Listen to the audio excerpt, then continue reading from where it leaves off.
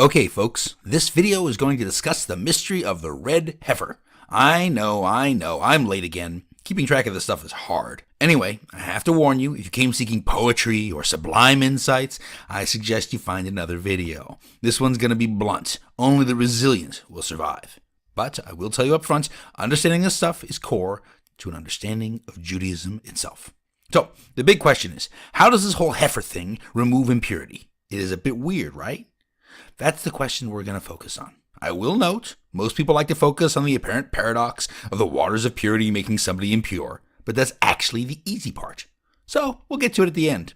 Still with me? You poor unfortunate souls. Okay, for the stern of heart, let's start with the recipe. There's no eye of newt, but it remains kind of weird, so we'll just call it a Kohen's brew. The ingredients? Perfect red cow. Never worked. Mix in cedar, something called azov, and tolat shani. Burn it all up. Take the ashes in water, mix them up, sprinkle them on the impure on the third and seventh day, and voila, purity reset. As I was saying, weird. To break this down, we've got to start from the very beginning. Just what is impurity? I used to think it was an exposure to death, but it isn't. You see, an offering isn't impure, but it dies. And on the flip side, nobody dies when a woman has her period or a man in nocturnal emission, but they're impure nonetheless. By the way, I checked with my editors. They were resistant, but they said I'm allowed to bring that stuff up if it's really relevant. And it is. So, is there a decent definition? I think so. Impurity is an association with a loss of potential.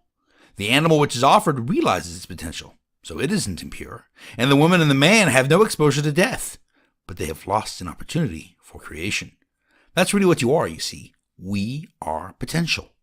Going back to the beginning, man, or Adam, was meant to create for 6 days and rest on the seventh, sort of a perfect cycle. But we blew it, and death and loss and risk became part of our world to drive us to create. But if we want to approach the divine, we have to distance ourselves from that stuff. We don't only have to be creative, we have to avoid association with destruction and waste and loss. What gives us potential? Well, it's pretty simple. Our blood. It flows to our cells, bringing them oxygen, and in a very practical way, uniting them. Blood animates us. Dam, or blood in Hebrew, is potential. Blood gives us the power for potential, but it isn't our canvas. In the second creation story, and I've got a video about that too, we have creation with purpose, and that is where the Adamah, or earth, plays a big role. The earth is a big old bunch of potential. That's why the earth denies Cain the ability to grow stuff. He's wasted potential by murdering his brother, and so the ground can't work with him. The land of Israel is special that way. Too much association with wasted potential, and it kicks you out. It'd rather be dormant than associated with destruction. Those of you with a bit of Hebrew in y'all know where I'm going with this. Yes, it's true. The Parah Adumah has this very same word in it as Dam and Adamah. Its pure red color reflects pure, unadulterated potential. Why is it unblemished? Well, that should be obvious. A blemish reflects impurity or loss. And why has it never worked? Well, working it would be a realization of its potential, and that's not what it's supposed to represent. As we've discussed before, cows represent nations, and the cow is girly because the female represents kindness. She supports her children with her very body. So, we have the nation's potential based on its kindness as our first ingredient. I know, that took a while, but the rest will be faster, I promise. Okay, we're cruising now. What's up with the cedar and the azov and the tolat shani?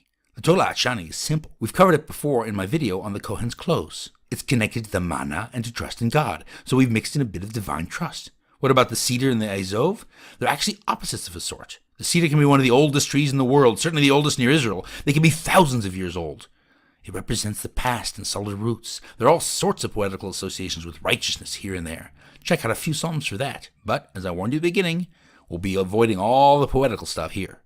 How about azov? Well, wouldn't you know? People argue about what it actually was. Its very definition seems shifty, which is, in a way, appropriate. Why?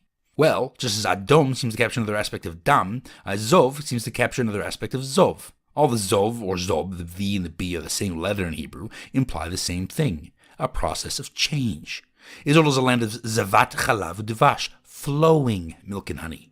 To leave something or some place is to azov with the letter ayin. The thing that converts the physical into the spiritual is a mizbeach. The at the beginning nounifies it. But it has that same zob thing going on in the middle. And when the Jewish people are about to leave Egypt, they dab their doorposts with blood using bunches of azov. They are marking their houses as belonging to God. It is a marking of change. So the cedar represents a solid past, while the azov captures a changing future. Our ingredients are thus pure national potential, a solid footing, an opportunity for change, and a trust in God. It doesn't make any sense, is it? Well, let's say you're exposed to death. You encounter a human body. What do you need for a pick-me-up?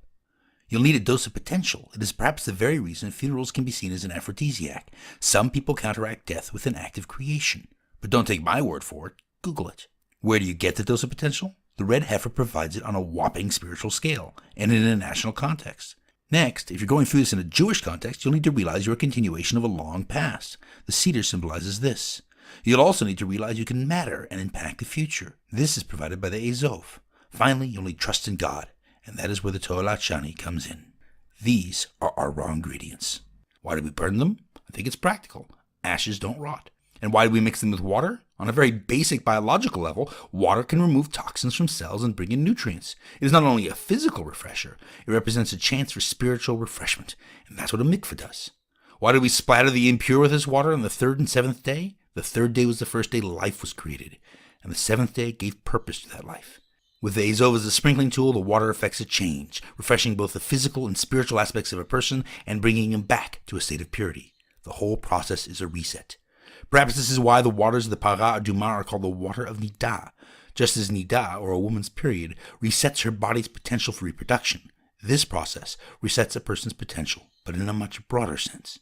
So, now for the paradox. Why, oh why, is the preparer of this recipe made unclean? The answer is simple. He's killed and handled the corpse of an animal of pure potential.